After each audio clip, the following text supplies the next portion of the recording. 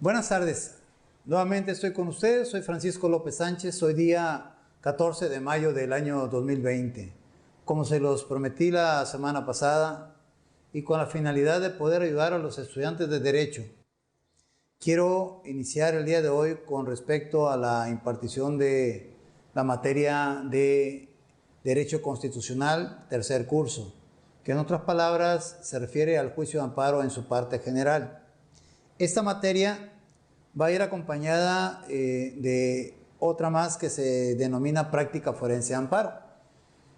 Se dice que el juicio de amparo es la cereza del pastel en la carrera de licenciados en Derecho. Y ahorita, aprovechando de que necesitamos ocuparnos en algo y tratar de servirle a ustedes, a los estudiantes de Derecho y a los abogados y para la sociedad en general, para que tengan mayor conocimiento qué es el sistema de derecho y sobre todo qué es el juicio de garantías, el juicio de amparo, es por esa razón que me tomé la libertad de brindar con ustedes y acompañarlos un rato en esta permanencia voluntaria en el hogar o en el trabajo. Así que, sin mayores comentarios, pues inicio con este apasionante tema del derecho, que es precisamente el juicio de garantías, o conocido también como el juicio de amparo. Entonces, aquí tenemos nosotros que la materia se conoce como Derecho Constitucional de su tercer curso. La unidad número 1, que es el título, el orden constitucional. ¿Qué es el concepto? Aquí nos pide en el punto número 1.1 la identificación del concepto en relación al derecho, al orden constitucional. El orden constitucional en México no es otra cosa más que la supremacía de la Constitución Federal, o conocida como Constitución Política de los Estados Unidos Mexicanos. El orden constitucional por la jerarquía constitucional, es decir, la Constitución Política de los Estados Unidos Mexicanos, o conocida también como Carta Magna, o como nuestro máximo cuerpo normativo, o como Constitución Federal, constitucionalmente es el máximo ordenamiento jurídico que tenemos en el país. Y todas las leyes que de ella se derivan, tanto federales como estatales, cualesquiera que sean, o de la Ciudad de México, no pueden ir contrarios a la Constitución, inclusive ni los tratados internacionales. Si el presidente de la República firma un tratado internacional, este tiene que ser aprobado por el Senado de la República. ¿Y qué es lo que se fija el Senado los senadores de la República? Que ese tratado no sea contrario a los postulados de la Constitución Política de los Estados Unidos Mexicanos. Cuando ven que no es contrario a esos postulados constitucionales o a la Constitución misma, entonces el Senado de la República aprueba el tratado internacional, y una vez aprobado, promulgado y publicado, promulgado por el presidente de la República y publicado en el Diario Oficial de la Federación, entonces ese tratado internacional a partir de ese momento forma parte de nuestro derecho interno. Bien, aquí lo que se busca es qué es el orden constitucional, lo vamos a dividir en dos aspectos muy sencillos. Lo que es el orden constitucional en el sentido estricto y en el sentido amplio o sentido ampliado. En el sentido estricto, como orden constitucional, son todos los artículos establecidos en la Constitución Política de los Estados Unidos Mexicanos. Ese es el orden constitucional en sentido estricto. En sentido amplio, el derecho convencional. ¿Qué es el derecho convencional? Los tratados internacionales, las convenciones, donde, siendo un instrumento de carácter internacional, de carácter mundial, México firma un tratado internacional por conducto del presidente de la República y aprobado por el Senado. Entonces, Ese tratado internacional, por eso se le llama derecho convencional, porque se adquiere a través de las convenciones y se obliga al presidente de la República a que ese tratado internacional forme parte del derecho interno mexicano y pueda y tenga que ser respetado y hacerse respetar en los términos en que se haya obligado. En eso consiste el orden constitucional, y ahí encontramos, va implícito lo que es la identificación del concepto. Ahora, ¿cuál es el objeto? ¿Cuál es el objeto? Dentro de ese orden constitucional estamos hablando que el objeto es que la Constitución de México sea respetada en todo momento y bajo cualquier circunstancia.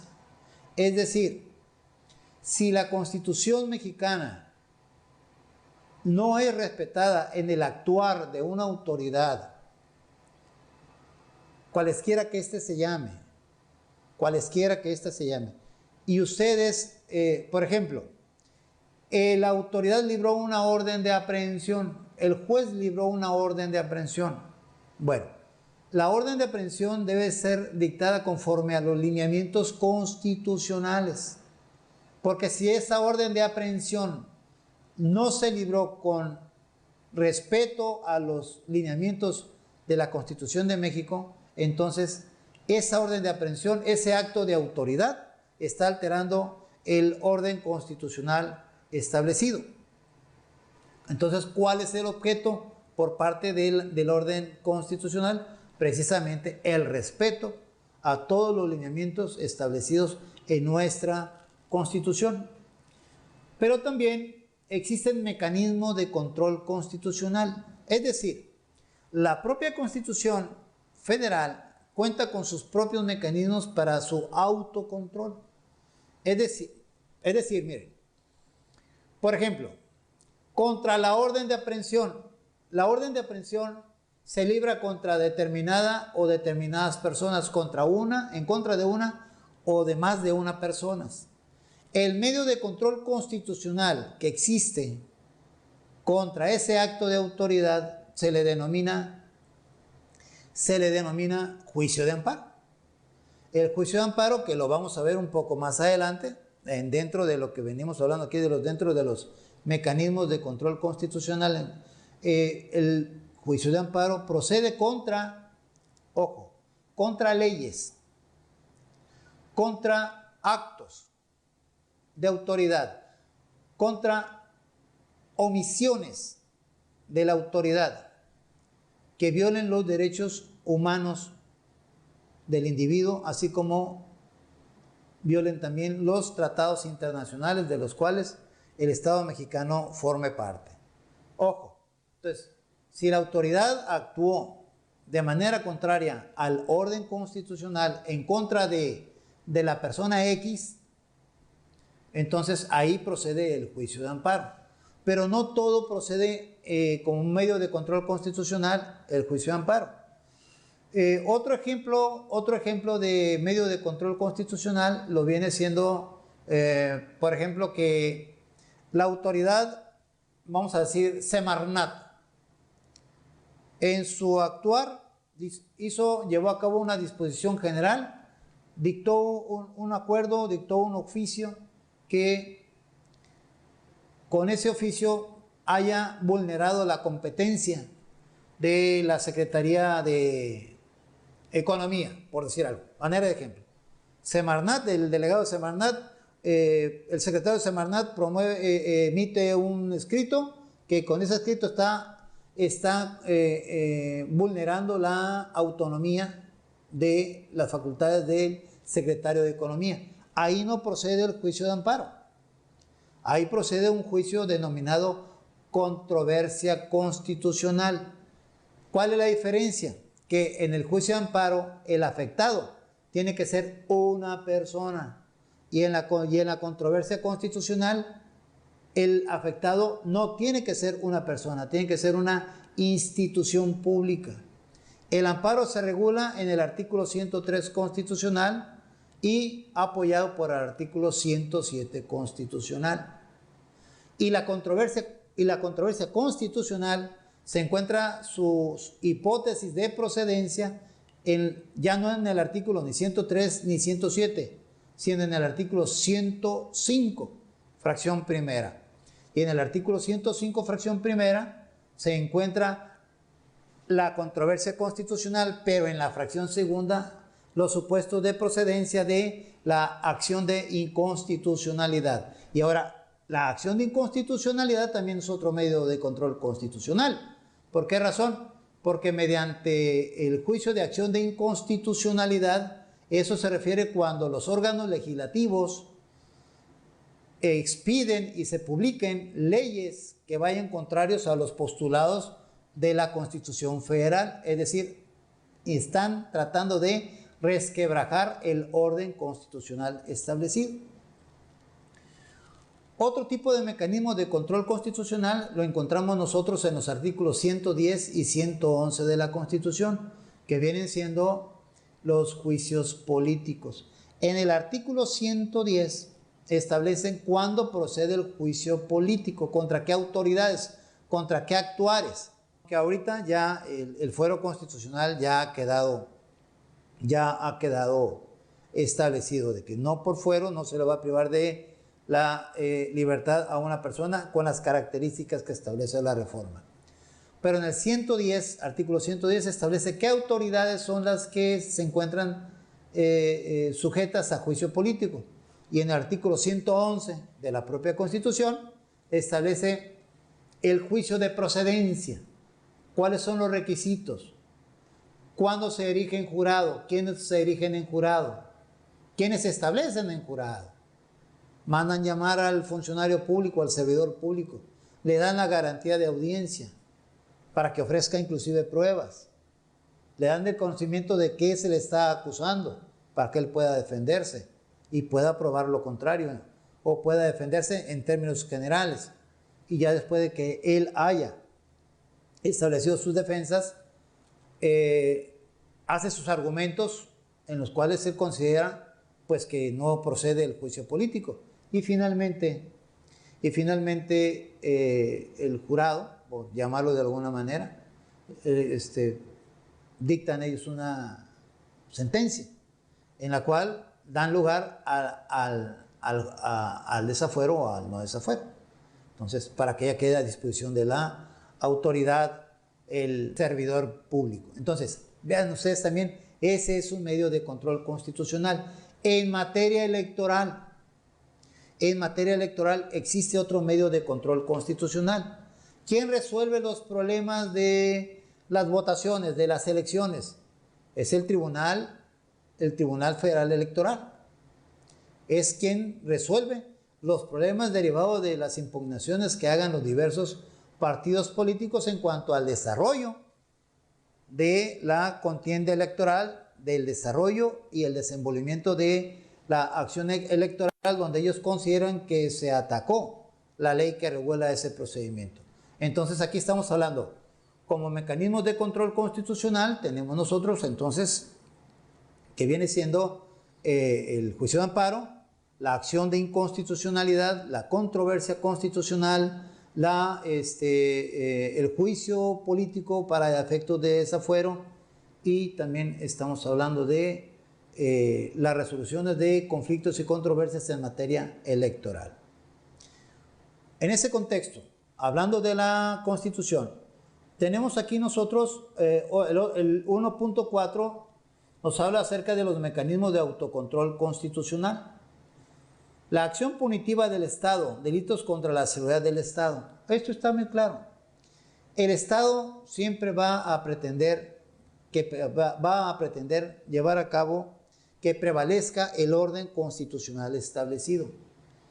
El Estado es el encargado. Y cuando digo el Estado me refiero al gobierno federal a nivel nacional. Pero cuando decimos Estado o entidad federativa nos referimos a los estados que forman parte de la República Mexicana, de cualesquiera de los 32.